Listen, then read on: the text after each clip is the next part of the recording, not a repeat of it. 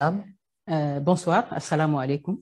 Vous avez appris le décès du président Idriss Déby. Alors, vous savez que nous, on suivait l'évolution de la situation militaire qui prévalait au Tchad avec l'incursion des rebelles. Et donc, c'est comme ça que le matin, le lundi matin, très tôt, donc quelqu'un m'a appelé pour me dire que je t'informe que Déby est mort.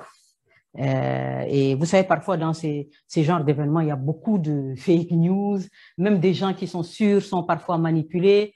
Je n'ai pas tout de suite cru à la nouvelle. Et donc, je me suis dit, bon, on ne sait jamais, en plus avec la guerre, on ne sait jamais, mais je n'ai pas tout à fait cru. Et puis à 10 heures, 2 heures de temps après, on a eu l'annonce de la télévision nationale tchadienne, qui a donc annoncé officiellement sa mort. Je peux dire que vraiment, c'était une grande émotion parce que cet homme, Idriss Déby, était au cœur de notre départ d'abord du Tchad, mais indépendamment de ça, c'était un homme qui nous a poursuivis ici au Sénégal avec ce que est devenu l'affaire Hissène Habré. Et donc, vraiment, je me suis dit... et puis surtout, tout le mal qu'il nous a fait, voyez-vous, par exemple, quand le 30 juin 2013, quand la DIC est venue ici et la BIP prendre le président, dans le cadre de l'affaire avant le procès, quand ils l'ont pris, quand ça a fait boum, là, tout le monde a annoncé cette nouvelle, Idriss Déby, qu'est-ce qu'il a fait? Il a sauté, crié de joie, pris son pistolet, sorti dans le jardin, tiré 3 balles en l'air et appeler immédiatement son ministre de la Communication, dire qu'il faut interrompre le programme de télé. J'ai quelque chose à dire à la nation. Et donc, il a fait une déclaration. Il a dit c'est un jour historique, un jour de fête. D'abord, je remercie mon frère Macky Sall. Félicite et je remercie d'avoir fait ce qu'il a fait. Et maintenant, je déclare une journée chômée, payée. Et il a dit immédiatement, toutes les mairies de N'Djamena, venez vite et qu'on leur donne un budget. Chaque mairie doit organiser une fête. Ça donne une image de l'homme. Et donc, nous avons aussi attendu sa chute pour un homme qui voulait absolument tuer le président, lui faire du mal. Toute l'affaire Hissène Habré s'est résumée à ça. Il a dépensé des milliards et des milliards pour y arriver.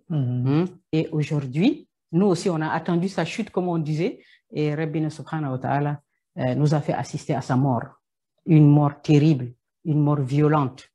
Et j'ai dit, êtes-vous de ceux qui pensent que toute la vérité n'a pas été dite sur la mort d'Idriss Déby? Par rapport aux thèses du complot? Oui. Enfin, cause thèse de l'assassinat? De l'assassinat. Non. Qu'il est monté au front. Oui, vous savez que ce que je sais moi, jusqu'à ce qu'on nous dise le contraire, ce que je sais moi, c'est que lui, il est allé au front.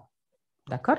Vous savez que les rebelles, quand ils... Vous avez des informations précises qu'il est allé lui-même au front? Oui. Bon, maintenant, il faut savoir c'est quoi exactement la démarche qui suivait. C'est-à-dire que quand les rebelles sont rentrés, vous savez, les rebelles, quand ils sont rentrés vers la frontière tchadienne, ils ont pris rapidement 3 villes, sans vraiment beaucoup de combats. Et puis, ils ont piqué vers la capitale. Et ils sont arrivés à peu près 350 km de la capitale. Et il y a eu les premiers accrochages.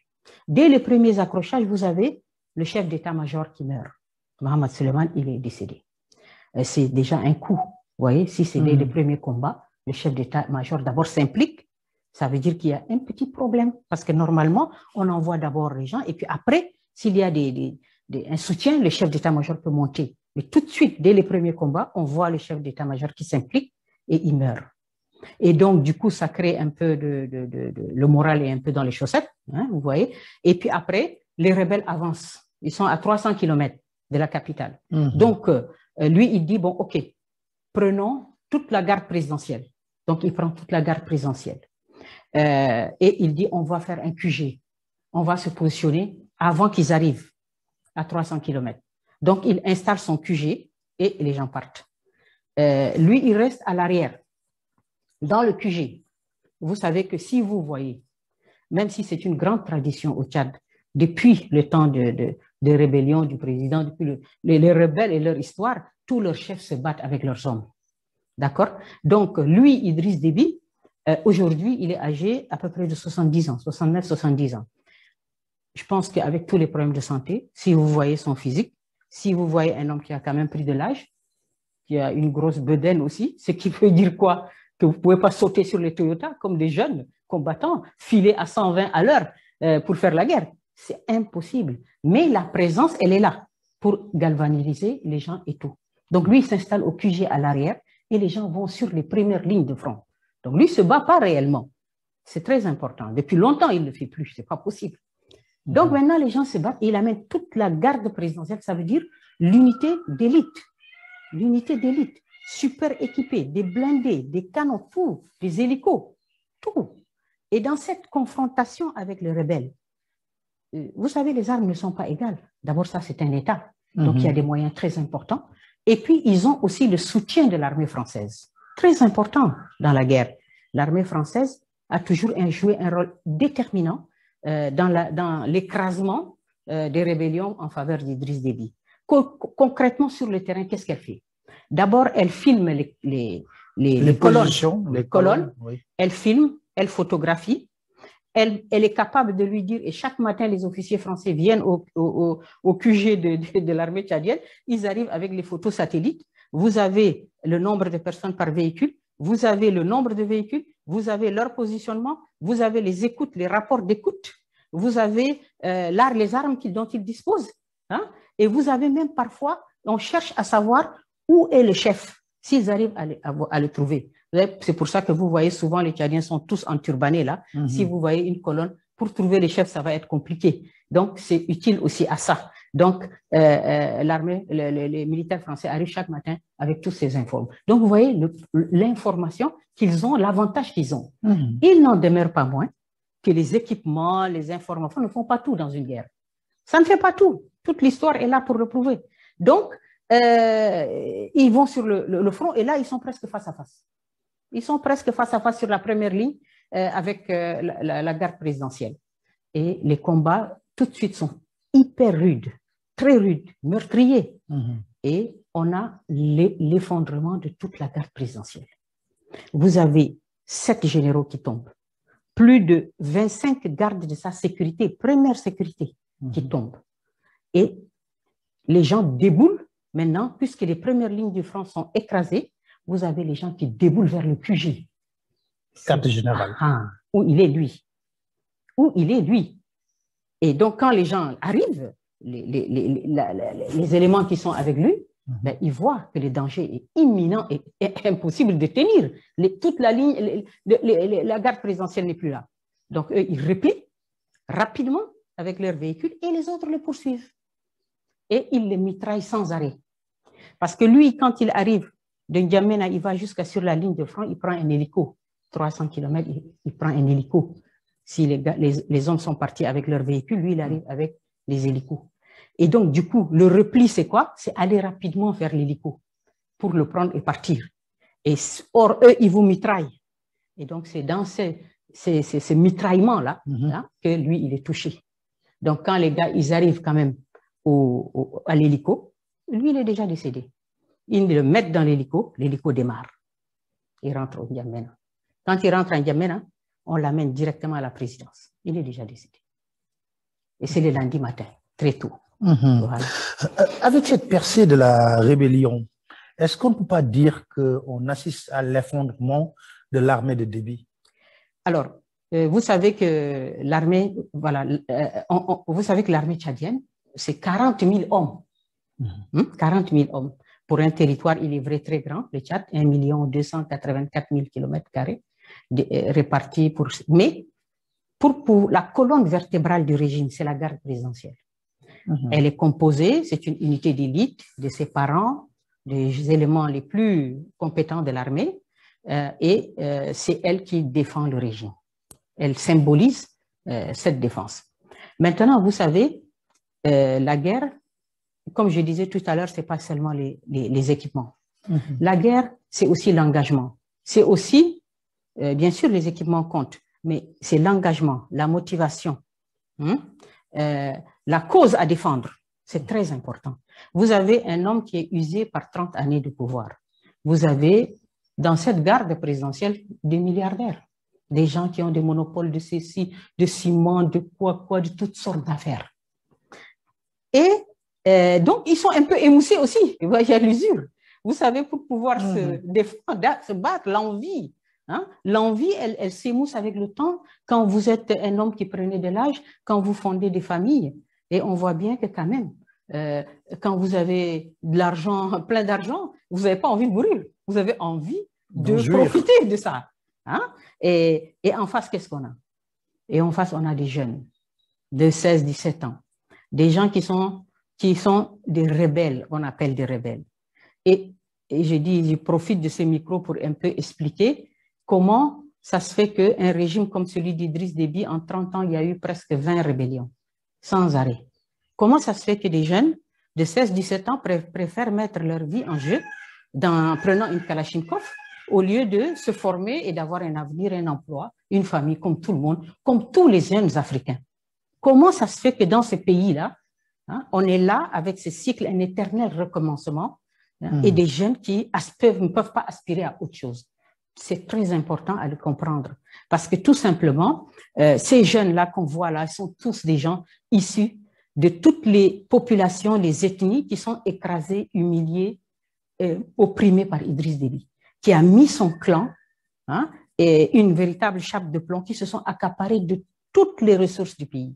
Toutes les ressources, vous n'avez aucun. Et il a imposé un système de discrimination ethnique qui fait qu'il estime que les ethnies qui ne sont pas favorables, et comme il le dit à leur chef, à leur notable, chef traditionnel, il dit, vous ne m'aimez pas, vos populations ne m'aiment pas.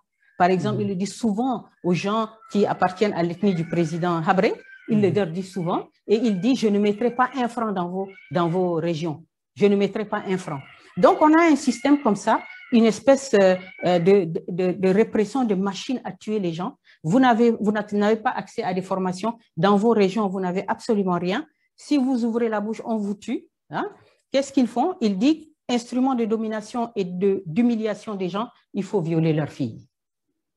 La question du viol des jeunes tchadiennes au Tchad est quelque chose de tellement choquant. Vous voyez des jeunes étudiantes, elles sont sous des critères ethniques. Vous voyez? C'est-à-dire qu'aujourd'hui, vous voyez, pour l'expliquer vraiment que les gens le comprennent bien au Sénégal, quand quelqu'un veut faire de la répression ethnique, ils disent qu'on va vous casser, vous les hommes, en violant vos filles. Si vous parlez, on vous tue. Et vous allez vous plier. Et donc, par exemple, c'est tellement facile à comprendre si on le donne l'exemple. Par exemple, si vous dites les filles Peul, si aujourd'hui, moi, je vois une fille Peul, je la connais.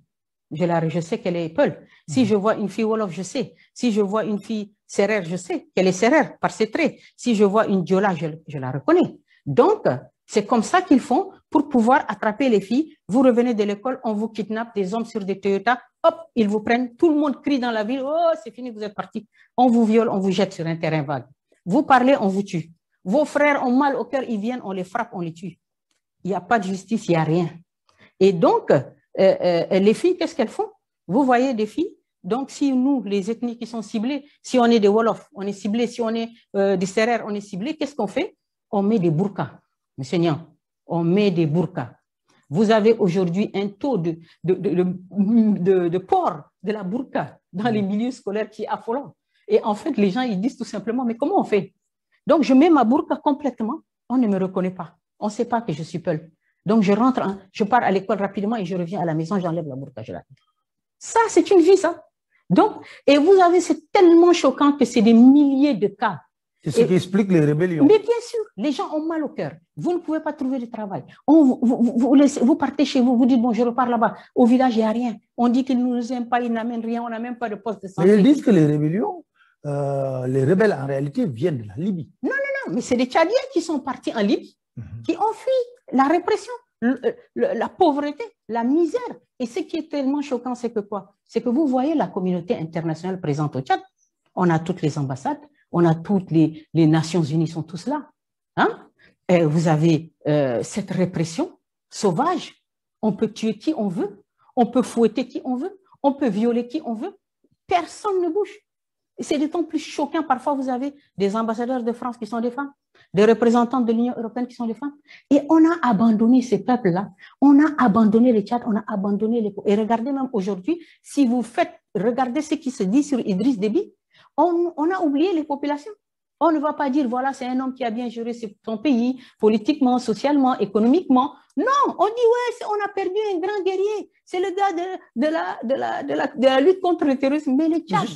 Justement, quel est le rôle de la France dans cette crise actuelle? Oui, bon, déjà actuelle. Aujourd'hui, je peux dire qu'on dit aujourd'hui qu'elle a complètement bombardé les positions rebelles.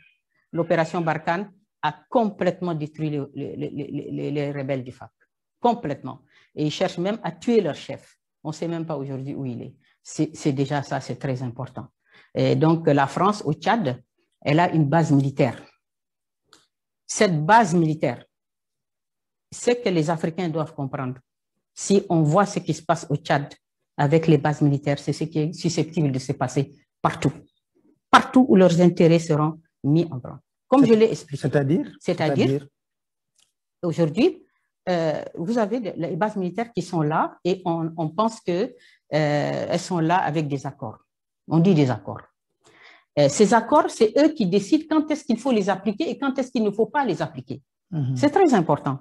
Parfois, il n'y a même pas d'accord. Ça ne correspond à rien, mais ils vont dire, ils veulent intervenir, ils vont intervenir.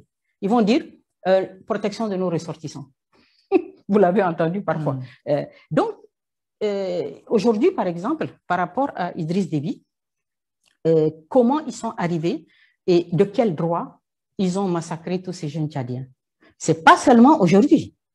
96, vers 94, 4 ans après son arrivée, 94, 96, 98, 2003, 2006, 2008, 2019, tout ça là, ces rébellions-là, elles ont toutes été décimées par les bombardements des Mirages et des hélicoptères français. Mais de quel droit? C'est ça que les Africains doivent se poser la question. C'est-à-dire que ça pose d'énormes problèmes au Tchad, où vous voyez ce qu'un Mirage fait sur une colonne, ce qu'un Mirage peut faire. Déchiqueter des jeunes garçons de 16 ans, 17 ans, au nom de quoi et de quel droit? Elles le font parce que pour elles, c'est elles qui décident puisque le régime en a besoin, on estime.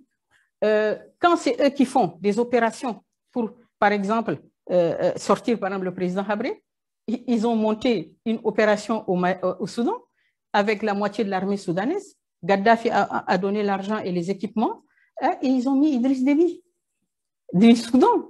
Ils sont venus pour faire la guerre et faire tomber le président Habré.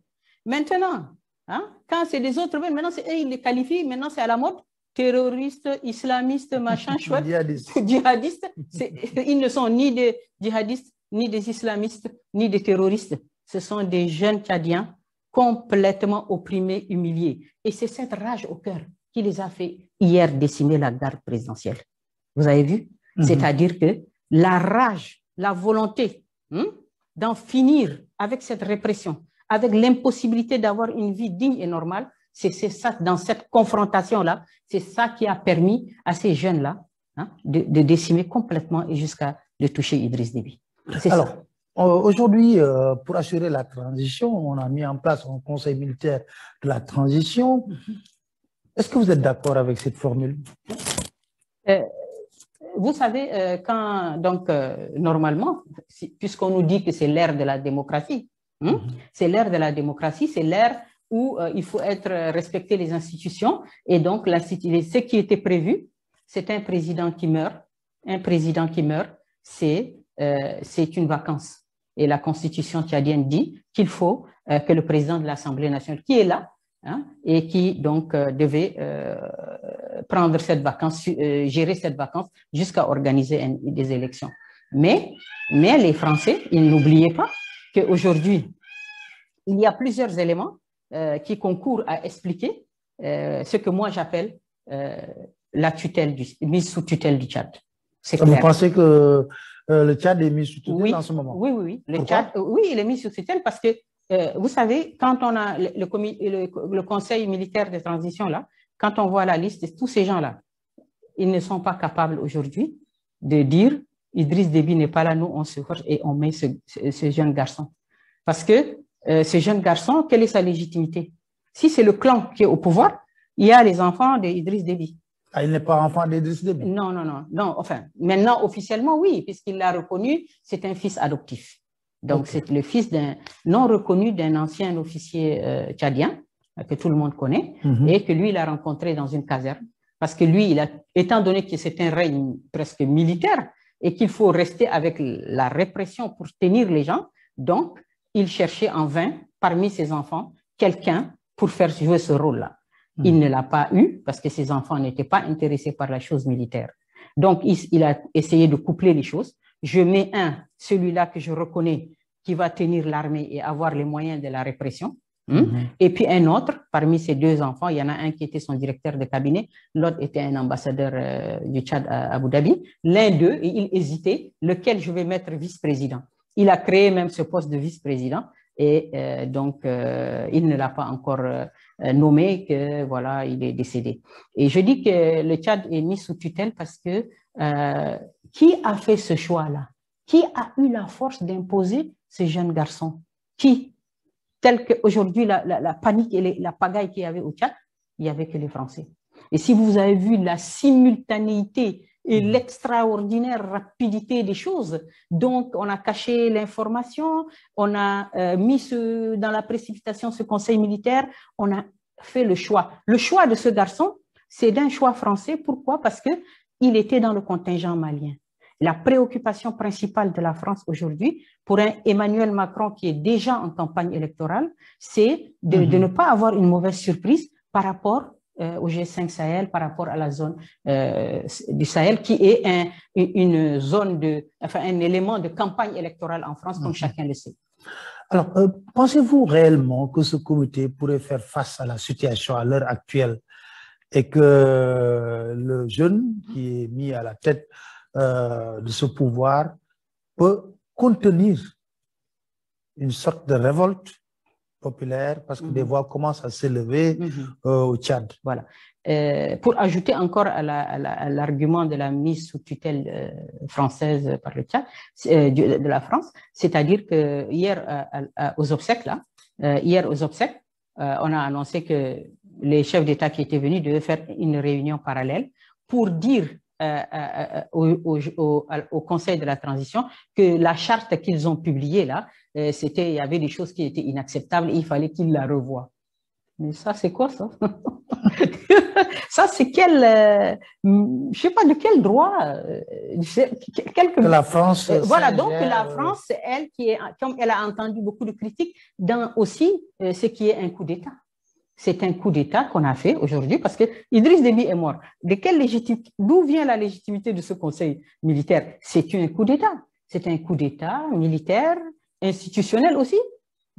Et aussi un élément important, c'est-à-dire que la France, ce qu'elle a montré, c'est quoi? Mais qu'elle n'en a rien à foutre de la légalité, en d'autres termes, puisqu'elle a fait un communiqué incroyable pour parler d'amis courageux de la France, pour donner le tempo, comme quoi il faut absolument valider ce schéma-là. Et moi, Emmanuel Macron, je me déplace sur place avec voilà, toute la propagande médiatique et on couvre comme ça, on couvre ce qu'était le régime Idriss Déby, le chaos, la misère des populations, la répression, l'élimination de tous les opposants, et ce qui explique pourquoi ce pays inlassablement connaît des rébellions.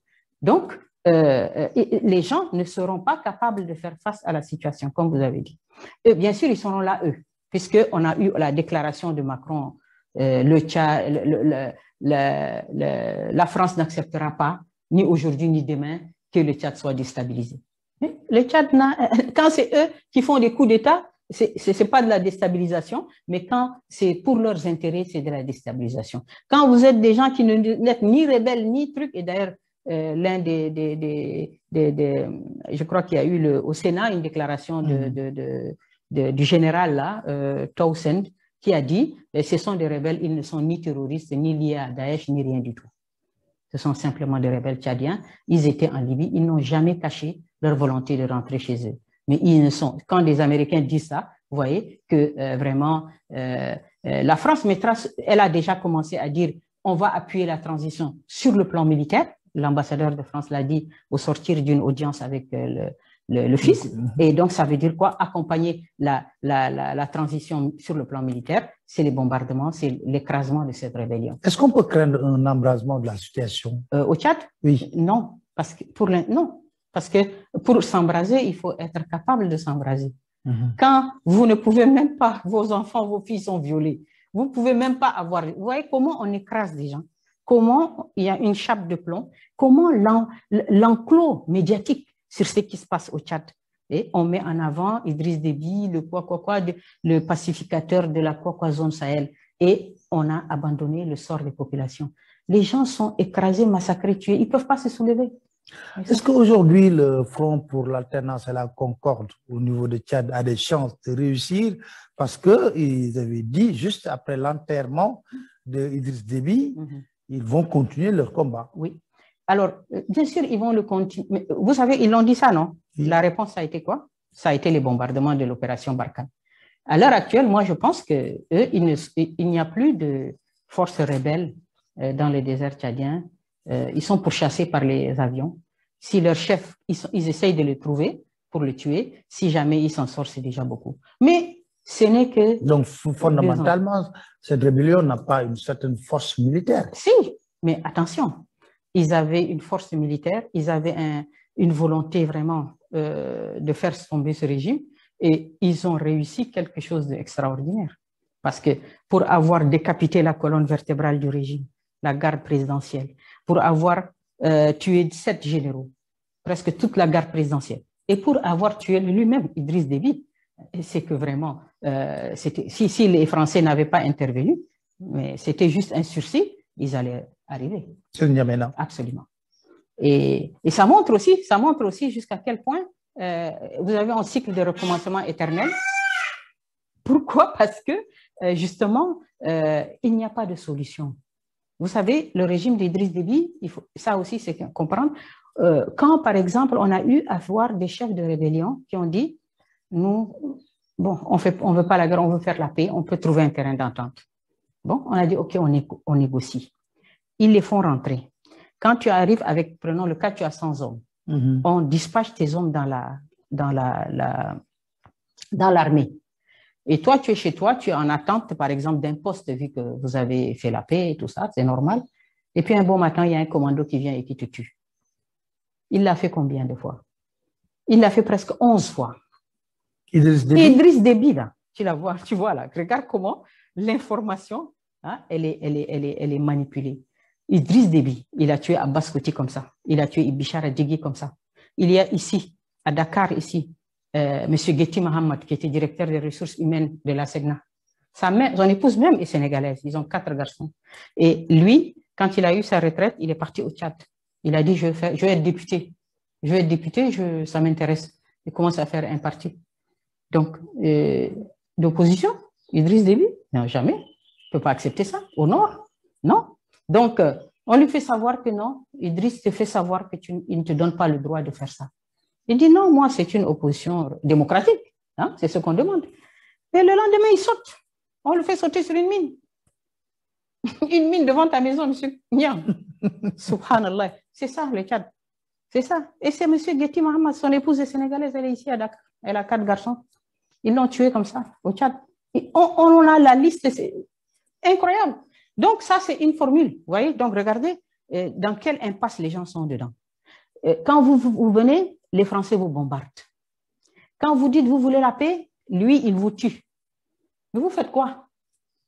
Vous faites quoi? Mais vous présentez un bilan tellement négatif sur le plan politique, économique. Mais c'est économique. Mais attendez, ce n'est pas lui qui a eu à gérer le projet pétrolier du Tchad. Mais qu'est-ce qu'il est devenu ce projet pétrolier? La Banque mondiale, au départ, en 2003, nous a annoncé le plus grand projet du siècle en Afrique. La Banque mondiale elle-même est rentrée dedans. Mais après, c'est fini. La Banque mondiale, officiellement, tu peux regarder sur le net, a dit échec du projet pétrolier, elle se retire. Parce que tout ce qui a été dit n'est pas appliqué. Et que lui a dit qu'il veut des armes. Il est parti acheter des hélicos, des MiG-24, des C6, c'est là pour bombarder les gens. Vous voyez, voilà un régime qui ne peut pas avoir une autre alternative que la répression. Et les gens le couvrent. Et si aujourd'hui vous voyez tout ça là, depuis 2010, lui, maintenant, c'est la rente terroriste de l'engagement du Tchad au Mali. Et il a tiré tous les subsides de ça. Et les gens, les Occidentaux, ont fermé les yeux sur toute la situation. Même aujourd'hui, vous avez vu, les gens qui s'installent pour faire le bilan ne peuvent dire que oui, il a été un grand machin panafricaniste. Il n'a jamais été panafricaniste. Jamais de la vie. Mais quand même, on le présente comme un stabilisateur du Sahel par rapport à la question du terrorisme, Idriss Déby. Alors, ça, c'est une question très importante parce que elle est au centre, le terrorisme, le djihadisme est au centre de toutes les préoccupations aujourd'hui en Afrique aussi. Parce que les gens ont paniqué quand ils ont vu des choses. Aujourd'hui, cette lutte contre le terrorisme a aussi une incidence sur nos économies parce que maintenant, on nous dit qu'il faut cotiser. Il faut donner de l'argent pour vos contingents. Et même ceux qui n'ont pas de contingent sur la ligne de front du G5 Sahel, on a vu que le président Macky Sall a donné 1 milliard, vous vous rappelez, quand il a été dernièrement. C'est un appel de fonds que les gens disent maintenant. Et vous savez que l'histoire de la guerre contre le terrorisme en Afrique, la version officielle, présentée, entretenue, financée à travers des médias, des instituts, des ceci, cela, elle donne très peu d'espace à une expression pour une autre analyse, pour voir autre chose. Et quelle serait cette analyse? Cette analyse, cette autre chose, c'est entrer plus profondément dans le fond et on va prendre 2, 3 exemples et on va y aller et vous allez voir qu'en aucun cas Idriss Déby n'est ni un pacificateur, ni un panafricaniste. C'est un pion, oui, un pion important dans la politique d'occupation de l'espace sahélo-sahélien. C'est très important. Alors, expliquez-nous. Voilà. C'est-à-dire que dans cette guerre du terrorisme, il y a 2 points qu'il faut bien voir. C'est-à-dire, c'est quoi réellement cette guerre? Ce qui est agité, comme j'ai dit, l'écran médiatique, là, mettons-le de côté. Regardons concrètement. L'enjeu, c'est quoi d'abord? Parce qu'il faut aussi s'entendre sur cet enjeu dont on ne dit pas. C'est quoi l'enjeu? L'enjeu, c'est quoi? Les bandits terroristes, là? Non. L'enjeu, c'est cet espace qui part de quoi? Qui part des champs gaziers de l'Algérie, du gaz, que la France prend pour son chauffage, et qui traverse et qui va de l'autre côté, l'autre extrémité, c'est quoi? C'est le Niger, et c'est les mines d'Areva. Mines d'Areva. Les mines d'uranium d'Areva, que la France achète à très bon prix, et 2 ampoules sur 3 en France s'allument et marchent grâce à l'uranium du Niger. Cet espace est sujet aujourd'hui à des convoitises. Ça, c'est indéniable. Aujourd'hui, la Chine est toute puissante, elle arrive. La Turquie est en Libye. Les Russes sont en Libye. L'Iran s'intéresse de plus en plus aux mines d'Areva, aux mines de l'uranium d'uranium. 3 fois le président iranien a été au Niger pour ils veulent des exploitations d'uranium. Donc la France, elle est inquiète parce que cet espace-là de tout temps, c'était contrôlé par la France. Eux, et surtout, les richesses qui sont dans ces sous-sols exploitées par la sont France. Même pas exploitées, monsieur Niang, mais gardées en réserve. C'est gardé en réserve. Si elles veulent, ils disent que non, il n'y a pas de financement d'exploitation. Non, c'est pas exploité. Mais seulement, ils disent qu'on ne veut pas les exploiter. Mais on veut vous empêcher, vous aussi, Africains, de les exploiter, parce que sinon, si on vous laisse, les Russes vont venir vous proposer quelque chose, vous allez dire oui. Les Turcs vont vous proposer, les Chinois. Mais si vous sortez tout, nous, on a quoi? Donc, personne ne touche à cette zone. C'est une zone qu'on garde en réserve. Pour pouvoir justifier nos déplacements, il faut bien justifier que le Mali accepte une base militaire chez lui. Il n'en avait pas. Mais donc, il faut augmenter, articuler et présenter de manière dangereuse cette affaire. Idriss Déby, quand la France lance son opération Sauver Bamako, d'accord? Ils arrivent, ils occupent un espace, le nord du Mali. Mais cet espace est immense, il est grand. Et il a besoin d'hommes qui connaissent un peu ces zones désertiques, qui se meuvent. Ils ont fait des deals avec les Touaregs. Leur cible, ce sont les djihadistes Ansar ad-Din, qui ont une autre vision du monde que la leur. Et donc, il faut les éliminer. Mais les Touaregs disent non, nous on peut faire des deals, on vous laisse, on joue le jeu, mais il n'est pas question qu'on tire une balle contre ces gens. Ils sont tous mélangés, ils ont des liens. Donc, les Touaregs disent non, on ne va pas se battre contre Ansar ad-Din, hein. Mais alors, il faut trouver quelqu'un d'autre. Soit on se mouille le maillot nous-mêmes, mais les Français auront de la casse. Et les peuples français ne vont pas accepter. Hein. Et donc, la cote de popularité va chuter, hein, de nos hommes politiques français. Donc, qu'est-ce qu'on fait? On a besoin d'aide. On a besoin des gens qui connaissent les dégers, des gens qui... Donc, on fait appel à Idriss Déby. Ce n'est pas le Mali qui appelle Idriss Déby, c'est la France. C'est très important. Et peut-être qu'il a l'expérience. Oui, non, mais d'accord. Je suis d'accord. Il n'y a pas de problème. Donc, Idriss Déby arrive. Il quitte le Tchad, l'armée tchadienne quitte le Tchad. Par le désert, elle arrive. Elle arrive dans la zone de Kidal. Et elle s'installe. Elle n'a pas affaire aux autorités maliennes, elle a affaire à l'état-major français. Et donc, les gens s'installent. Mais ce qu'on voit tout de suite, c'est quoi? Aujourd'hui, le Mali, les gens pleurent et disent quoi? Ils disent, c'est une partition de fait de notre pays. Les gens ont bloqué le Nord Mali. Pendant plusieurs années, même le Premier ministre malien ne peut pas aller au Mali. Tous les gens ne peuvent pas aller, les gens ont bloqué. Le Tchad aussi a aidé à bloquer. Donc, qu'est-ce qu'il fait Idriss Déby là? Idriss Déby aide dans la mise en place d'une politique de partition du Mali. C'est regrettable, mais c'est ça. C'est ça qu'il fait, Idriss Déby. Il vient en appoint d'une politique qui vise à organiser une partition du Mali. C'est du panafricanisme, ça? Non, c'est trahir les Maliens. Et vous savez que les Maliens l'ont tellement bien compris au départ. Quand il y a eu les premiers morts du Tchad, et un autre élément très important, les blessés de la guerre du Mali, du Tchadien, qu'est-ce qu'on en faisait? On n'était pas capable de les amener à Bamako pour les soigner dans les hôpitaux maliens. Non, on les a amenés jusqu'au Niger. On faisait des vols de Transal jusqu'au Niger où les Français ont mis un hôpital de campagne pour soigner les blessés tchadiens qui sont à Kidal. Parce que les Maliens étaient tellement fâchés de cette collaboration d'un pays africain pour organiser la partition de leur pays. Les premiers morts tchadiens, on les a amenés au Tchad. Il n'y a pas eu d'autorité politique malienne qui se sont déplacées. Tous les gens au Tchad ne comprenaient pas ce côté pernicieux de l'intervention tchadienne au Mali. Les gens ne le comprenaient pas, donc ils ont commencé à respecter et dire, mais dis donc, nos enfants vont mourir au Mali et les Maliens ne peuvent même pas dire condoléances au peuple tchadien. C'est quoi ça? Tout le monde a commencé à crier. Donc Idriss Déby faisait le jeu de la France. Absolument, mais de A à Z. Et attendez, autre chose, c'est que quand il a cette grogne, si on peut dire, du Tchadien, Idriss Déby en a fait part à la France. Et qu'est-ce que la France a dit au président malien? Écoutez, ça ne va pas comme ça. Idriss Déby est là avec nous et tout. Et puis maintenant, il faut absolument lui affirmer votre reconnaissance. Il faut le soutenir. Et là, brusquement, on a eu même des chanteurs qui ont chanté Idriss Déby. Voilà. Donc, et autre chose aussi, c'est très important, c'est que quand vous voyez Idriss Déby qui quitte le Tchad et qui vient au Mali, il fait quoi? Il sort, officiellement le Premier ministre annonce un retrait, un financement à hauteur de 90 milliards de francs CFA pour financer son opération au Mali. Donc voilà un pays qui n'est pas menacé directement par le terrorisme et qui sort 90 milliards de son trésor pour aller financer un programme, une politique de partition de notre pays africain.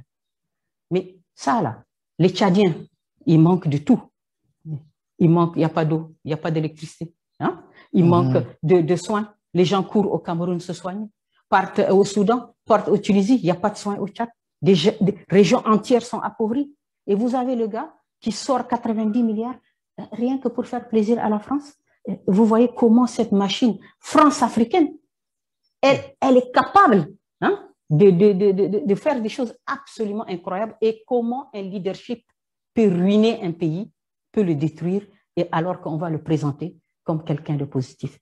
Autre chose très importante dans le cadre de la lutte contre le terrorisme, il y a aussi une autre. Pourquoi, en fait, l'armée tchadienne est positionnée partout? Pourquoi? Vous savez, il n'y a pas réellement de guerre. Parce que s'il y en avait, ça fait 11 ans. Les gens, ils savent faire la guerre, ils vont cramer tout le monde.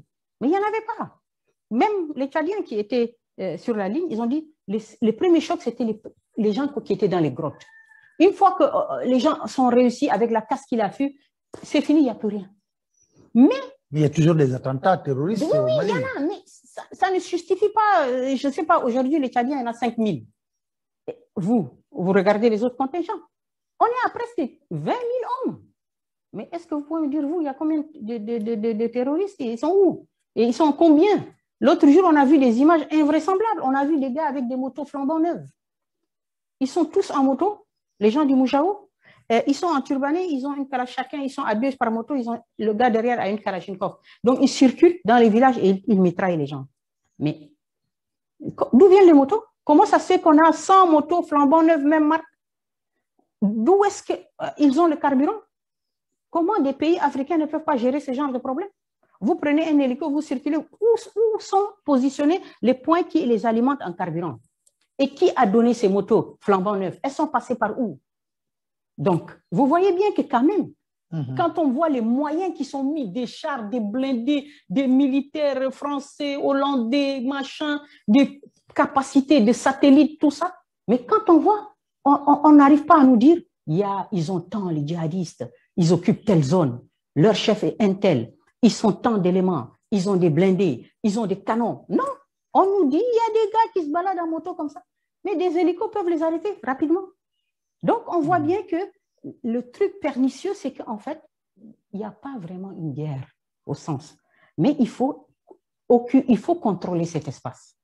Il y a des petites incursions, il faut le contrôler, il faut rester. Mais comme ça pèse lourd, parce qu'au bout d'un moment, maintenant, vous les Africains, on en a marre, maintenant c'est à vous de financer.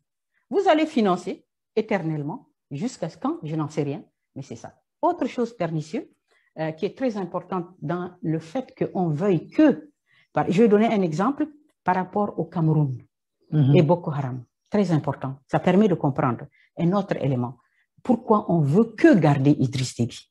Il y a un deuxième élément assez fou, c'est-à-dire que le Cameroun a une frontière avec le Nigeria, où il y a Boko Haram.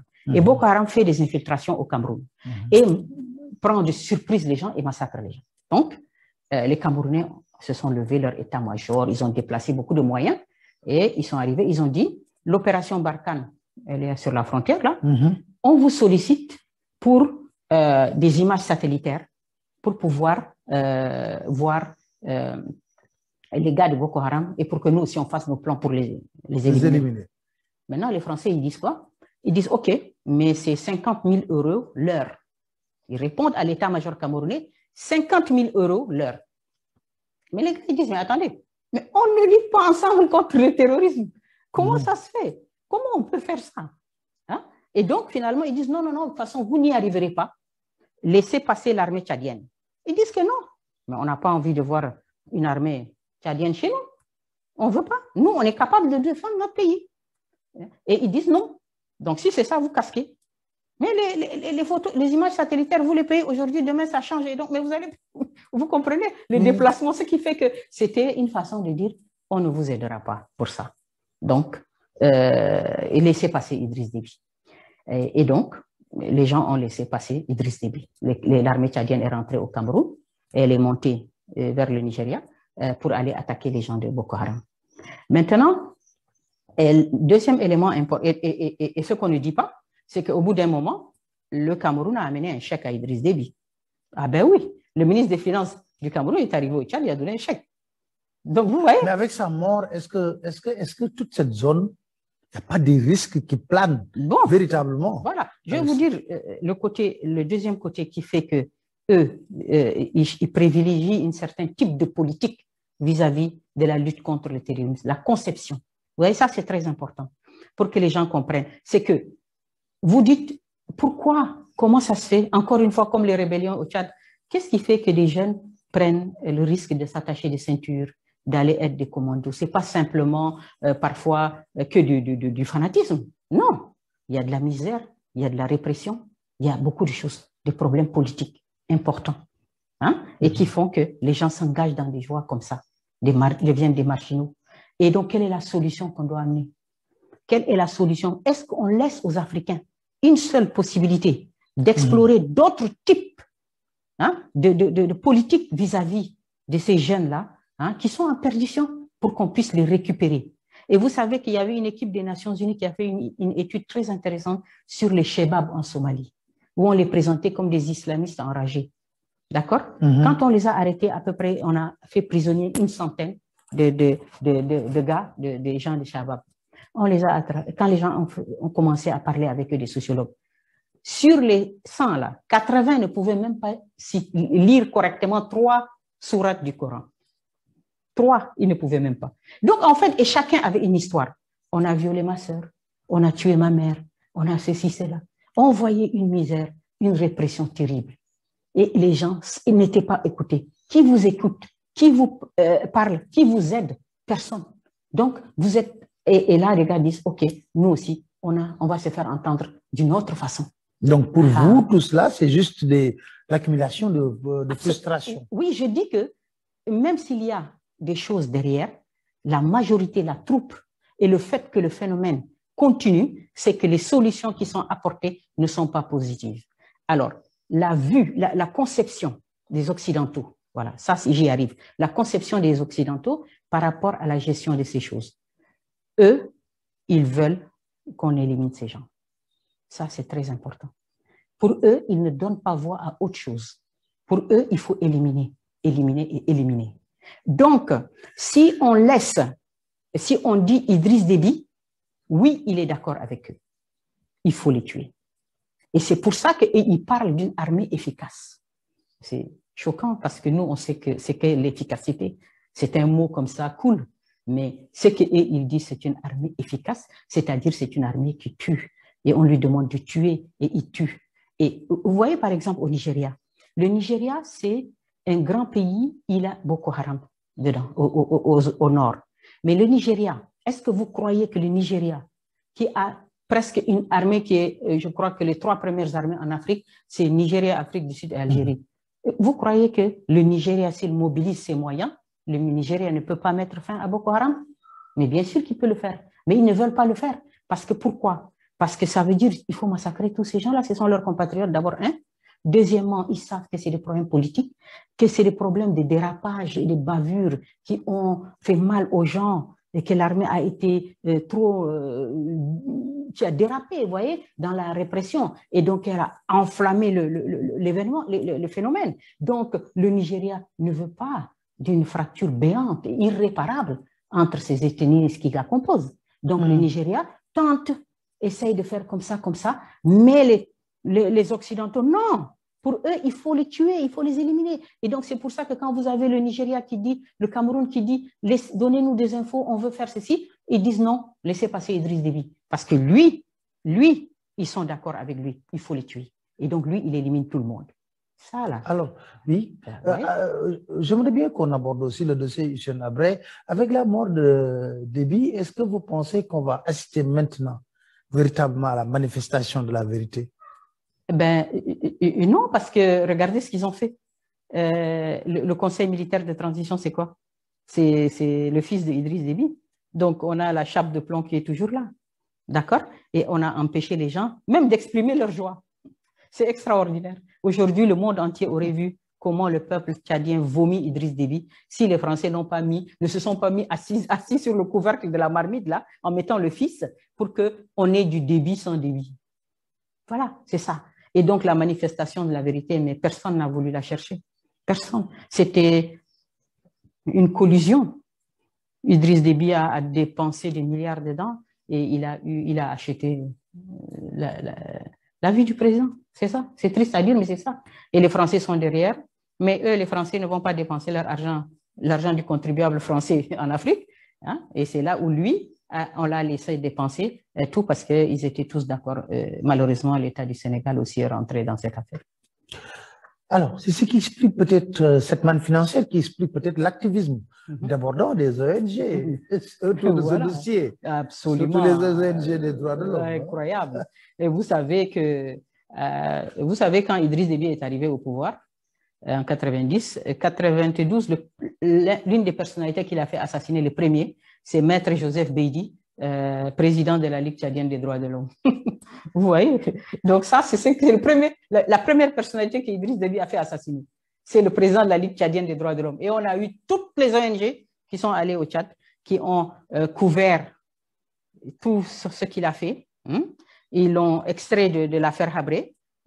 Et on lui a demandé, c'est lui qui a créé les associations de victimes, il les a soutenues, payées, engraissées, il a donné beaucoup d'argent, parce que vous savez que, M. Niang, vous savez, l'ampleur du procès, c'était avant tout un procès médiatique, l'affaire Habré au Sénégal. Vous l'avez vu, vous avez analysé, vous avez eu votre regard de professionnel, vous avez bien vu que on a simplement acheté une ligne éditorial contre le président, il fallait parler simplement de Hissène Habré, dictateur, impunité, victime, nanana. Même les gens étaient présentés déjà, avant qu'ils aient entendu leur histoire, qu'on ait entendu leur histoire, avant que la justice n'examine leur cas, ils étaient déjà présentés médiatiquement comme des victimes. Et tout le monde dit l'association des victimes. Vous voyez, c'est un conditionnement psychologique important. Et tout le monde était témoin, comme par hasard. Alors qu'un témoin, juridiquement, c'est quoi?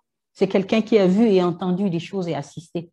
Or, le gars, on lui dit, tu as quel âge? Au temps de Hissène Habré, il dit, j'ai 12 ans. Mais tu es témoin aujourd'hui. Par quel mystère tu es témoin? Et vous avez des magistrats qui étaient assis et ils ont validé tout ça. C'est extraordinaire. Mais une chose est sûre, c'est que la mort d'Idriss Déby, elle est très, très importante. C'est un tournant. Beaucoup de choses liées à cette affaire vont sortir. Et ça, c'est ce qui m'amène à vous demander un peu de faire le parallélisme avec l'acquittement de Laurent Gbagbo par la Cour pénale internationale. Ah oui. Et vous savez que tous les gens qui suivent ce genre d'affaires, quand on a parlé d'acquittement de la CPI, par la CPI du président Laurent Gbagbo, je suis sûr que tout le monde a pensé au cas du président Habré. Et on dit, tiens, voilà, on attend, nous, Africains. Avec les chambres africaines extraordinaires. Voilà, nous, les Africains, on attend jeter des pierres à la CPI en disant qu'elle était raciste, et ce n'était pas tout à fait faux, en disant qu'elle ne s'acharnait que contre les Africains. Eh bien, elle a jugé un président africain et elle l'a acquitté. Maintenant, nos frères là, africains ici, ils ont fait quoi avec les chambres africaines? Donc, c'est très important parce que vraiment, c'est quelque chose de tellement grave, honteux, qui n'honore pas le Sénégal, qui n'honore pas la qualité de ses juristes, qui n'honore pas sa réputation d'état de droit, qui n'honore pas ses hommes et tout. Parce que ce qu'ils ont fait contre le président Habré, mais l'histoire va le retenir et ça va sortir. Tout ce que Idriss Déby a fait ici dans ce pays, on le connaît. On ne peut pas tout dire, mais tout va sortir. Ça veut dire que vraiment, les gens ont fermé les yeux, les oreilles, tout. Ils se sont entendus sur un contrat et c'est tout. C'est pour ça qu'on a tant de difficultés. Regardez, le président a 80 ans, il est malade, les gens ferment les yeux. On ne peut pas obtenir une simple permission. On ne peut pas obtenir une simple permission qui est un droit. Tout l'état du droit fonctionne parfaitement quand il s'agit des autres. Vous avez regardé, monsieur, Maître Boubacar Seye, il était malade, le médecin est venu, le juge a vu, tac, on l'a sorti. Hissène Habré, non. C'est extraordinaire. Qu'est-ce qui explique cet acharnement? C'est un contrat, monsieur. Ce n'est pas un vrai acharnement, c'est un contrat. Dans l'affaire Habré, il y a 3 composantes importantes. Il y a Idriss Déby qui a donné tout ce qu'il fallait faire. Acheter des consciences, donner de l'argent. Depuis Abdou Diouf, Wade et aujourd'hui le président Macky Sall. Il a donné de l'argent partout. Ça, c'est un. Deuxièmement, on a la France. Elle veut la mort du président Habré, c'est clair. Et elle essaye de l'obtenir par tous les moyens. Et donc, vous voyez, et troisièmement, on a donc la France, ses représentations, c'est l'Human Rights Watch. Vous voyez, elle-même, on peut se demander d'où elle tient toute cette manne financière qui alimente. On sait que M. Soros a dit que lui, chaque année, il donne 100 millions à Human Rights Watch. Et M. Soros s'intéresse beaucoup aux mines, aux ressources africaines. Donc, on voit que derrière Human Rights Watch, on a des calculs de grandes multinationales qui, aujourd'hui, en Afrique, sont plus puissantes que les États. Et elles avancent, elles cherchent les ressources minières et on nous met les Human Rights Watch dans nos pattes là pour emmerder les gens. Et Human Rights Watch joue un rôle capital dans l'affaire Habré. Donc, ils sont là depuis 2000. Ils ont un budget intarissable, incroyable. Films, livres, patati, patata, insertion de journaux, invraisemblable. Et en même temps, aujourd'hui, elle est aussi en train de faire une espèce de... C'est-à-dire qu'avec l'État du Sénégal, ils sont partenaires. C'est-à-dire que Human Rights Watch, regardez ce que je vous dis et regardez bien, analysez. Human Rights Watch a fait une espèce de deal SCT sur tout ce qui s'appelle gouvernance politique du Sénégal.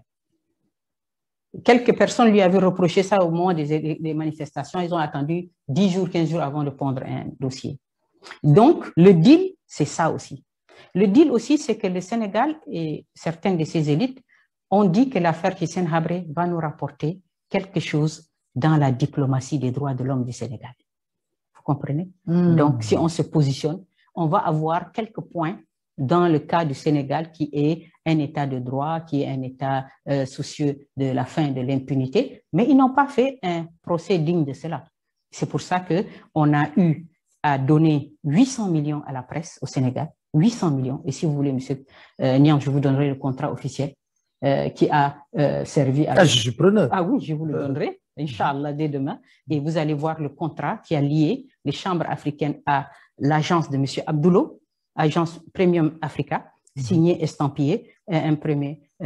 Au total, c'est à peu près 800 millions qu'on a décaissés pour que les médias du Sénégal et 20 organes de presse, journaux, télévision et radio ont été pris en main par les chambres africaines jusqu'à on leur a fait des ateliers pour leur dire ici à Goodread, et nous avons les ateliers médias pour dire voilà comment vous ne devez en aucun cas dire le président Habré. Ne pas dire ça. Dire, si vous voulez dire, écrivez le dictateur. Et dites aussi Hissène Habré, tout simplement. Vous voyez comment les gens ont pris en main cette affaire, et c'est M. Franck Petit. M. Franck Petit, qui était le patron de cette communication, et donc, parce qu'on a beaucoup crié pendant 15 ans, maintenant on arrive au sortir des preuves, et là, qu'est-ce qu'on voit? On met en place un organe qui va saper la présomption d'innocence. Et vous savez, c'est très important parce que la présomption d'innocence, beaucoup de gens ne comprennent pas très bien ce que c'est. Parce que ils disent, je vais faire un parallèle, les gens vont le comprendre dans l'affaire Sonko, par exemple, les gens ils disent, mais il faut respecter, oui, non, mais M. Sonko est présumé innocent. Mais si vous organisez des émissions où vous sapez cette présomption d'innocence, mais c'est comme ça que vous la détruisez. Donc, Hissène Habré, c'est ça. C'est-à-dire qu'on a donné de l'argent pour que tous les gens ne prennent que ce qui était contre lui pour le mettre dans la presse, et on a ainsi démoli complètement sa présomption d'innocence. Donc, la présomption d'innocence, c'est des conditions strictes, rigoureuses, de respect dans tous les ordres. Pas d'émission contre une personne, pas de mots de travers pour la présenter de ceci, cela. Voilà. Donc, vous comprenez, ce n'est pas simplement la déclaration, oui, un tel est présumé innocent. Non, non, non, non. C'est une attitude respectueuse de sa réputation. On ne peut pas monter des émissions pour le présenter comme un coupable face à l'opinion. C'est tout ça qui sape la présomption d'innocence. Et quand ils sont arrivés dans ce procès-là, qui était en aucun cas comparable, qu'est-ce qu'elle a dit, la CPI? Vous m'avez parlé de l'affaire Gbagbo. La CPI a dit au procureur Bensouda, nous, juges, nous voulons des preuves concrètes dans la commission des crimes contre l'humanité, des crimes de guerre. Nous voulons des preuves concrètes. Nous voulons que la chaîne de responsabilité soit clairement établie. Qui a fait quoi dans cette affaire et qui a donné l'ordre de quoi? Voilà. Si vous n'êtes pas capable de ça, nous, on acquitte M. Gbagbo. C'est sur des faits, M. Niang, qui datent seulement de 10 ans. 10 ans. Regardez l'affaire Habré. C'est 33 ans. 33 ans. Et nous, on est tranquille si le Sénégal avait eu un minimum de justice envers nous. C'est-à-dire que même le président Habré, il a droit à ce qu'on lui rende justice. Donc, vous croyez, première question, on pouvait se dire, est-ce que le cas Habré était susceptible d'être amené à la CPI? Non, juridiquement. Madame Bensouda l'a dit ici au Sénégal, elle a dit non, parce qu'il y a un principe important dans le droit pénal, c'est la non-rétroactivité. C'est-à-dire que les cas du Tchad datés de 82, la Cour pénale a été mise en place en 2000, elle a démarré ses activités, donc elle ne peut pas connaître des faits qui sont précédents. C'est pour ça que Laurent Gbagbo, qui était 2010, s'est passé. Donc, mais l'affaire Habré, il n'y a jamais eu d'enquête. Donc, on a pris le dossier de Human Rights, on l'a validé. Et c'est ce que la Cour a dit pour libérer Gbagbo. Les dossiers d'accusation fabriqués, montés, patati patata, ça reste des dossiers subjectifs d'une ONG et je les mets à la poubelle. Et moi, je veux des preuves. Et ici, on a dit, Human Rights, tout ce que tu dis, alhamdoulilah, yallah, on y va. Et on applique, on s'en fout. Et Hissène Habré, il est déjà coupable. Et donc, quand vous voyez ces chambres africaines, pour qu'un tribunal soit un tribunal, vous avez une chance d'avoir un procès juste et équitable. Parce que le procès juste et équitable, il ne s'agit pas encore une fois comme la présomption d'innocence, c'est de le déclarer comme ça. Ce sont des conditions techniques qui sont liées à quoi? Les magistrats, comment on les a désignés? La CPI, comment on devient juge à la CPI? À la CPI, les Nations Unies vont faire une annonce, appel à candidature dans le monde entier, le Seigneur, dans le monde entier. Donc, les gens vont venir se déclarer, amener son dossier. Et on choisit, on prend. Bien. Deuxième chose, la question du financement. Qui vous paye? Qui fait tourner la CPI? La CPI, elle fonctionne avec une quote-part qui est à 0,01%. Chaque pays qui a reconnu la CPI, etc. Donc, vraiment, il n'y a pas de pays, comme ici, on a vu Idriss Déby, le grand financier, devenu maître du jeu judiciaire. Il fait ce qu'il veut. Et il dit j'amène des gens, il ne les amène pas. Il n'y a pas de sanction. Les magistrats, c'est qui? Ce sont 14 sur la Chambre africaine, ils étaient au total, je crois, 17. Il y a 14 magistrats sénégalais, non, 15 magistrats sénégalais et 2 qui étaient le Malien et le Burkinabé. Donc, M. Kam. Et donc, ces magistrats sénégalais, on les a détachés. Parce qu'à la CPI, si prenons le cas, un juge sénégalais ici est pris à la CPI, lui, il abandonne tous ses liens hiérarchiques ici, il laisse tomber, il va aller là-bas. Mais ici, on a détaché seulement les magistrats pour les mettre dans les chambres africaines. Ils gardent donc leur lien hiérarchique avec... Après le procès, ils retournent. Ils retournent. Et donc, comment dirais-je, on a même... Et donc, l'État du Sénégal leur verse toujours le solde de leur salaire et les chambres africaines leur donnent en plus une indemnité. Voilà. Et c'est ça qu'on a vu. Et en plus de ça, elle n'avait pas aussi, autre chose très importante, le respect des droits de la défense. Vous savez, Laurent Gbagbo, au départ, il a dit « je ne participe pas ». Il était dans la logique où la CPI est aussi raciste et tout ça, et qu'il n'avait aucune chance. Il a dit « je ne refuse pas, je garde le silence ». Ils ont dit « c'est votre droit, monsieur ». Ici, les gens ont dit « Hissène Habré n'a pas le droit ». Donc, vous voyez que les règles de procédure, les lois applicables, avant ou pendant, quand on a créé cette cour, avant qu'elle agisse. Quand les gens ont dit, mais au fait, c'est quoi les lois qui s'appliquent pour Hissène Habré? Ils ont dit non, le Gustave Kam a dit, on n'a pas le temps, on n'en a même pas fait, mais on va juger REC. Et en fait, c'est quoi qu'ils ont appliqué? C'est toujours la règle la plus défavorable à Hissène Habré. Vous voyez comment les gens ont fait? C'est même pas une juridiction, elle n'est pas digne de comment se porte Hissène Habré en ce moment en prison? Parce que la dernière requête de ses avocats a été rejetée. Oui, elle a été rejetée. C'était une demande de permission de 6 mois. Il est malade.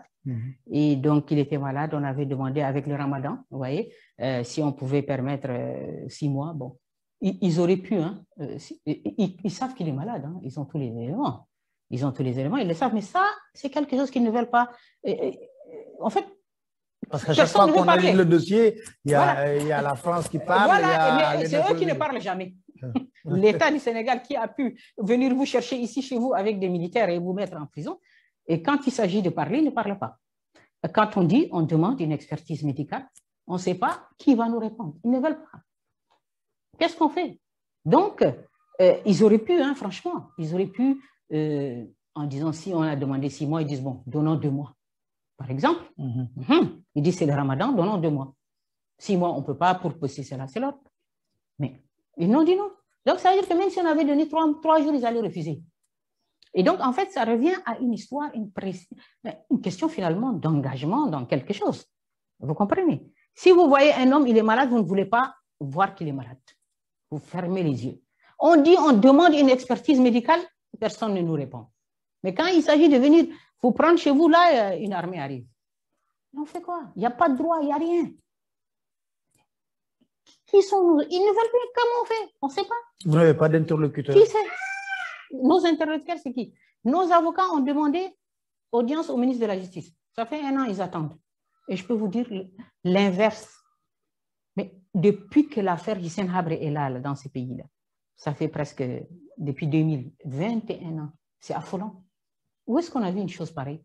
Ça fait 21 ans, aucun de nos avocats, personne n'a jamais été reçu par une autorité, ni ministre de la Justice, ni président de la République. Mais alors là, Regrodi, tapis rouge. Toutes les ONG, tapis rouge. Tout le monde est reçu, sauf nous. Donc, vous voyez bien, la position claire est assumée quelque part. Elle est assumée. Elle est assumée. Elle est assumée par l'ignorance, par le fait que personne ne veut parler, par le fait aussi que off the record, comme on dit, les gens disent ben, c'est une affaire qui est entre les mains du président Macky Sall. C'est lui qui la gère. Nous, on n'a rien à voir. Le président Hissène Habré, madame, il nous a fait quoi? Mais nous, on n'a rien. Tout le monde dit, mais on n'a rien contre le président. Qu'est-ce qu'il nous a fait? On est des fonctionnaires. Si on nous dit faites ça, on fait ça. Mais si on ne nous dit rien, on fait quoi? Voilà. Ils savent que c'est une affaire qui est quand même aujourd'hui devenue assez lourde. Elle pèsera très lourdement par rapport à la conscience individuelle de chacun, par rapport où nous, on ne peut pas dire que madame n'a pas alerté. On ne peut pas le dire. Mais comment on peut expliquer ça? Comment on peut expliquer que, regardez, ils ont fait 2 mois de permission. Les gardes étaient au poste de garde, M. Niang, les 2 gardes. Ils étaient avec nous 24 heures sur 24. Et quand le président part pour faire la rééducation de son bras, il monte avec lui, les 2, dans la voiture, il part, il revient. Tous les jours, le DAP les appelle, vous êtes là? Oui, on est là, on dort. Le président est chez lui, il se repose 2 mois. On n'a rien eu à nous reprocher. Alors, qu'est-ce qui les empêche? D'accorder encore une permission. C'est-à-dire, voilà, c'est ça. Voilà, merci beaucoup, Madame Fatim Raymond Habré, de nous avoir accordé cet entretien. Alors, je vous donne rendez-vous très prochainement avec un autre invité dans votre émission